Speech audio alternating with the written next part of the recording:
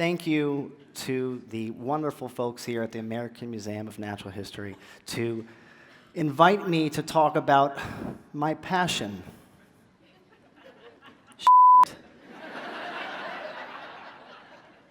My mother's very proud. These floating things that you're seeing here are bacteria. Bacteria have a really bad reputation.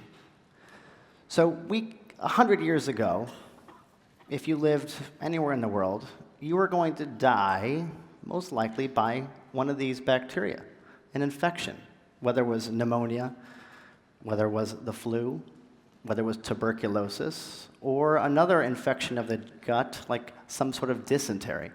An infection was going to get you. Now, 2018, an infection is not even in the top 10 reasons why we die. Other things get us: cancers, heart disease, strokes.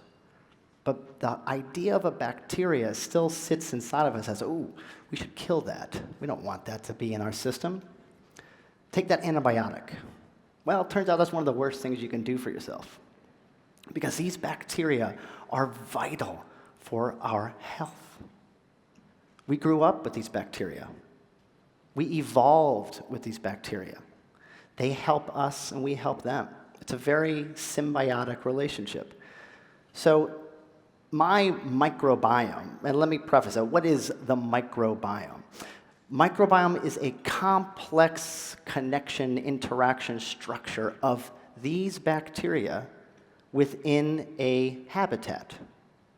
And I will be focusing on the gut microbiome, the collection of these bacteria, the proteins that they produce, the DNA that they have, and how that interacts with us. And it is so incredibly important for our survival.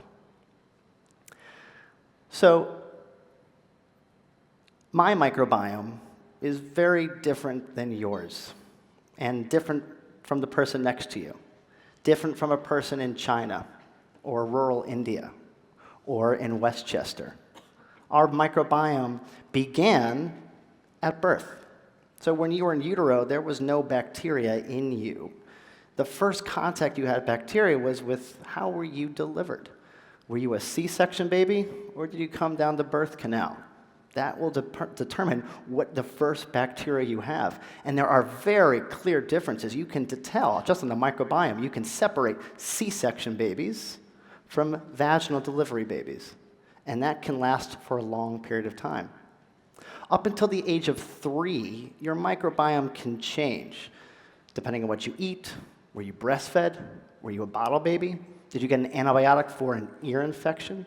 That will dramatically alter your microbiome. And then at the age of 3, things sort of stabilize for a long, long period of time.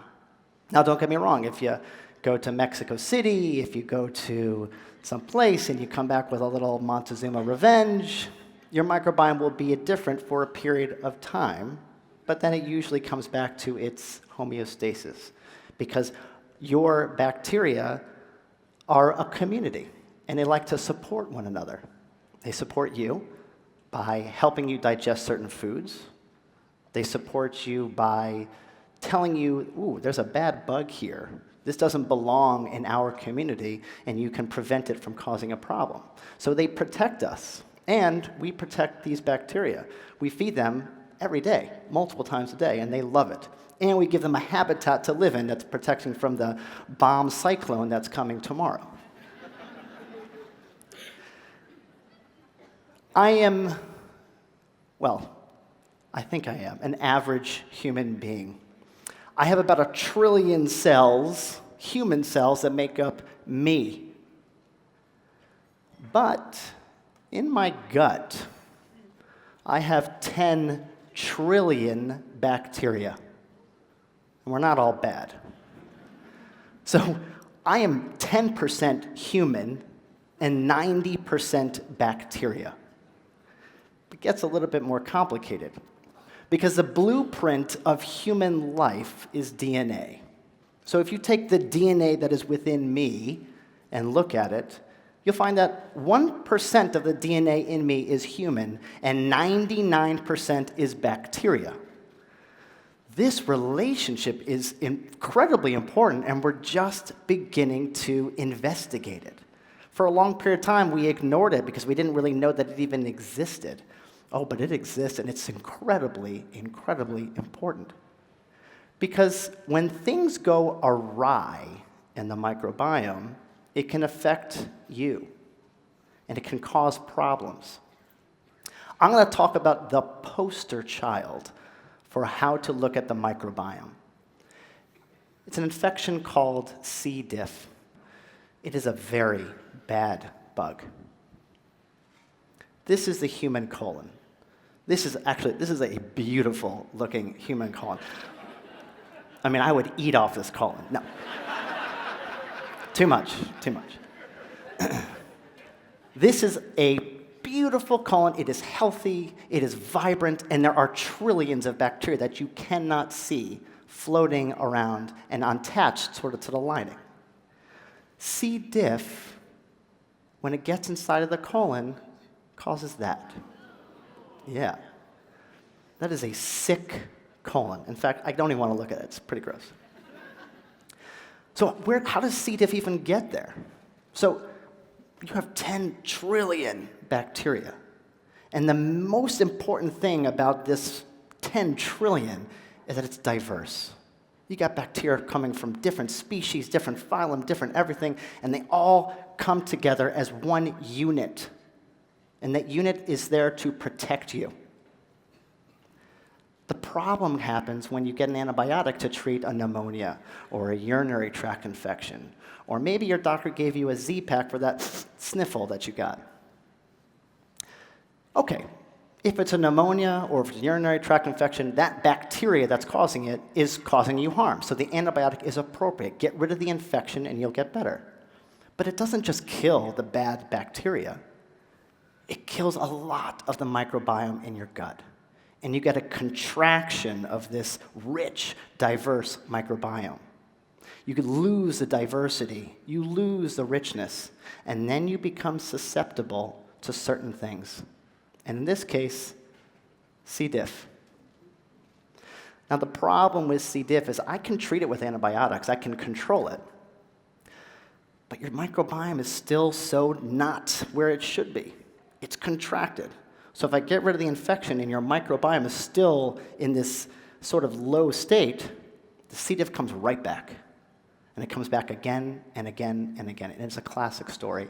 We call it recurrent C. diff. It causes 30,000 deaths per year, just in this country. It costs $4 billion in extra healthcare costs to take care of patients who have recurrent C. diff. It's a bad bug. It's an expensive bug. So then there is something called, if the antibiotics don't work, what can we do? Well, that's where fecal transplant comes to be. Fecal transplant is the idea is, okay, I'm going to take somebody else's healthy microbiome, and I'm going to transfer it to the patient with the low microbiome, with the no diversity, the lack of richness, and I'm going to expand their microbiome. And hopefully that will cure the infection. It turns out it does it so remarkably well that it blows everybody's mind. Antibiotics work for this recurrent C. diff infection maybe 30 to 50% of the time. A fecal transplant cures it more than 90% of the time. We don't see these dramatic differences in modern medicine. 90+% versus 30 to 50% for standard of care. This is dramatic. But it's a little icky. So when I first started doing this 5-6 years ago, and patients would come to my office for C. diff, and I'd be like, you need a fecal transplant. And they're like, you want to do what? You're going to put what in my butt? I said, no. So I don't use shades of brown when I'm talking about this. I use shades of green. It's life. It's wonderful. Look at that lawn. You could eat off that lawn. Okay. Imagine that healthy lawn as your microbiome. Every blade of grass is a healthy microbe. It's beautiful. Well, something happened to you. You got an antibiotic. You had a contraction, a decrease in your microbiome, less diverse, less rich, and you get these dandelions. You got C. diff. Now, I don't know how many of us actually have lawns, being in New York, but if you did have a lawn, you would try to kill that dandelion with weed killer. You spray the weed killer at it, but the dandelions keep coming back. You throw the antibiotics at the C. diff, but the C. diff keeps coming back. So the idea behind a fecal transplant is we need to re-sod your soil. We need to repopulate your gut. Repopulate your gut. I wish I coined that term. I didn't, damn it. Repopulate your gut to bring it back to health. And that's the idea behind a fecal transplant. Now, there's nothing new here. Fecal transplant is an old therapy. It was first done in 4th century China.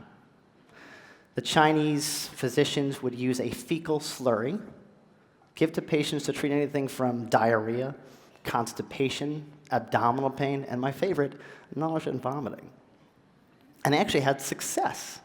Now, it lost favor for a long period of time, and then it showed up in the English literature in 1958, where a professor in Denver used it to treat patients who had this in their colon. Now, he didn't know it was C. diff. He just saw this. The patients weren't getting better with antibiotics. And so he looked in where most doctors look about how to treat things we don't know, in the veterinary literature. Nobody actually does that, but he did. And he found that horses who had dysentery and similar findings, if you feed them healthy horse manure, they get better. So he took the spouses of these patients and he gave them fecal enemas from the spouse. And all 4 of those patients got better. It made a small splash in 1958 and then lost favor because people were like, that's ridiculous. And in the 80s and 90s and even the early 2000s, it remained on the fringes of medicine until the landmark paper in the New England Journal of Medicine showed that fecal transplant, 90% cure rate, and standard of care of antibiotics, 30% cure rate. Again, you don't see these kind of things in modern medicine. And then all of a sudden, like, whoa, yeah, fecal transplant, of course. We've known it all along. Now, it took a long time for people to really get on board with this. Now, is that what we're doing here? So how does this whole process work? Is it just me repopulating the gut with healthy bacteria? So this is what our patient with C. diff looks like before their transplant. This is their bacteria. This is what we call microbiota disarray. And this is the donor. This healthy swab of orange is healthy Bacteroides, these wonderful, healthy bacteria that we all consider to be normal part of our gut. And so we give this to the patient, and this is what the patient looks like 2 weeks later, remarkably similar to the donor. If you look at that patient a month after their transplant, they look like this. So not like the donor, they share some similarities, but the patient is healthy. No C. diff, feeling great, playing tennis. What we don't know is this what the patient looked like before C. diff? Or is this their new normal? We don't have that information. How much of this donor stool, these donor microbes, how many of them stayed in the patient? We don't have that information. And then it begs the question, well, who's going to be your donor? So I get that question all the time. I'm like, okay, I want to do a fecal transplant. They sign up. Okay, great. Wait, whose shit are you going to use? And then I say, well, whose shit do you trust? So we used to ask the patients, all right, brother, sister, mother, spouse, family, friend, the guy at your office who, goes to the bathroom like clockwork every day, like, who do you want to use? So they'd have to give me a donor. I'd have to screen them, make sure that they were safe. So similar to as if you were going to be a blood donor. And then some. I have to make sure that that they are healthy. They don't have diabetes. They can't be too big. They can't be too small. It's got to be Goldilocks poop, something like that. They'd come. They'd have to produce the sample, the drug, on the day of the procedure. Now, you've heard of stage fright. Imagine me and Locke like, hey, I got things to do, man. You gotta, that gets a little problematic. Well, then they'd have to produce it. I then take it across the street and make what we call the dirtiest martini. And then I bring it back, I do a colonoscopy to administer the drug, the fecal slurry. Because the problem is in the colon. I want to deliver it exactly there.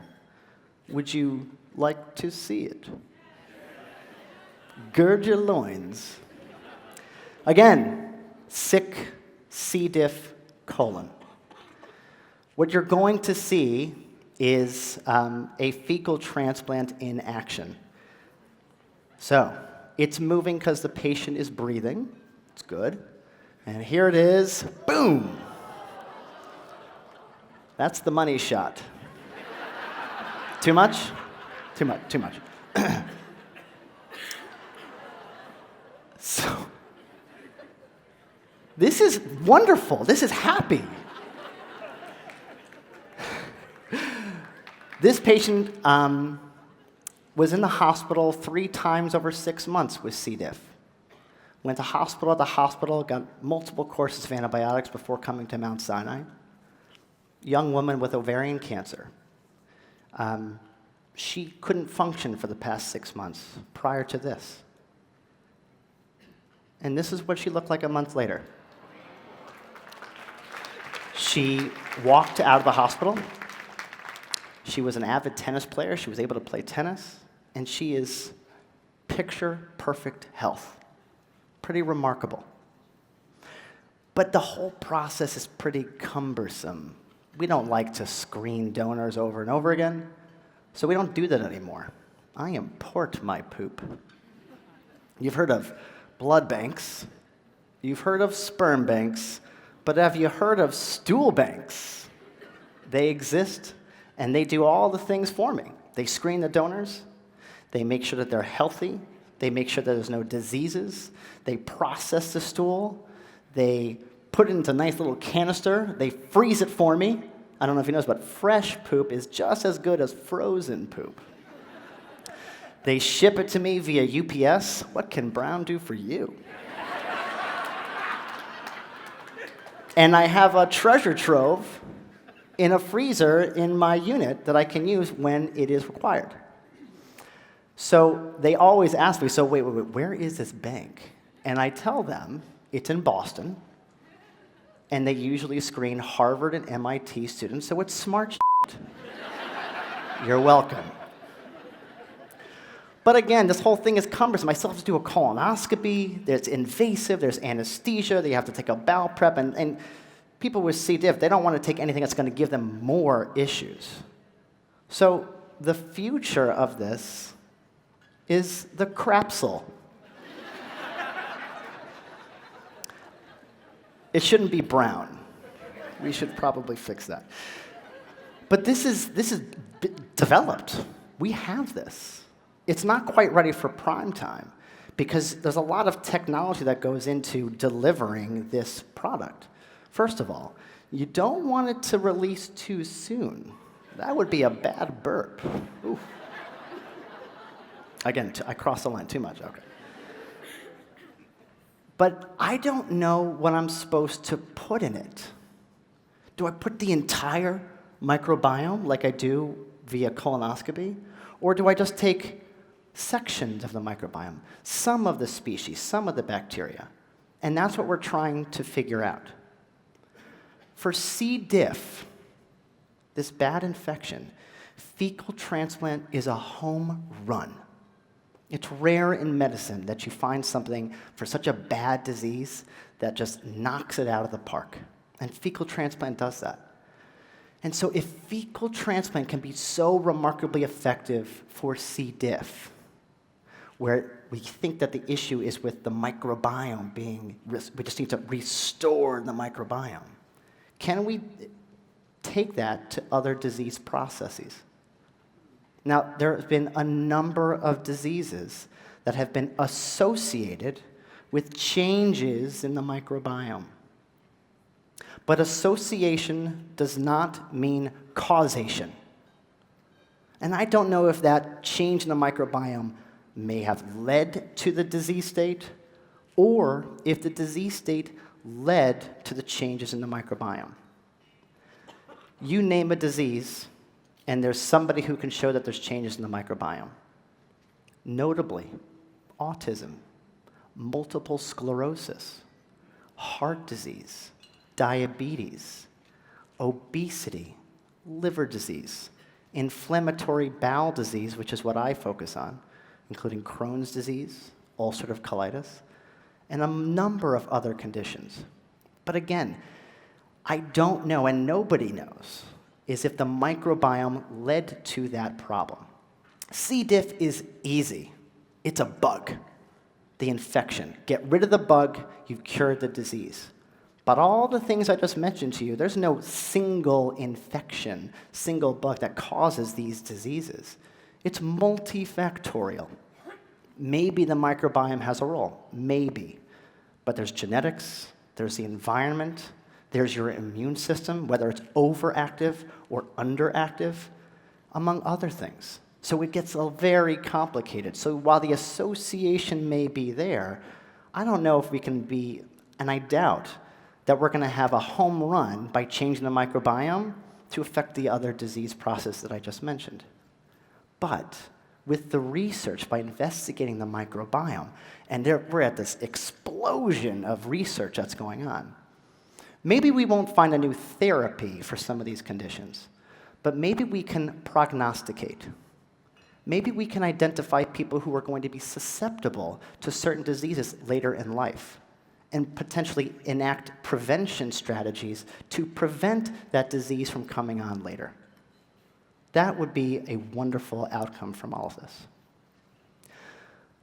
The microbiome is incredible, and there are so many secrets that we have yet to uncover. There's all this crosstalk between the bacteria that are floating in our gut and the lining of the intestine. Now, we don't have Rosetta Stone yet. I don't know what they're talking about. We're trying to figure that out.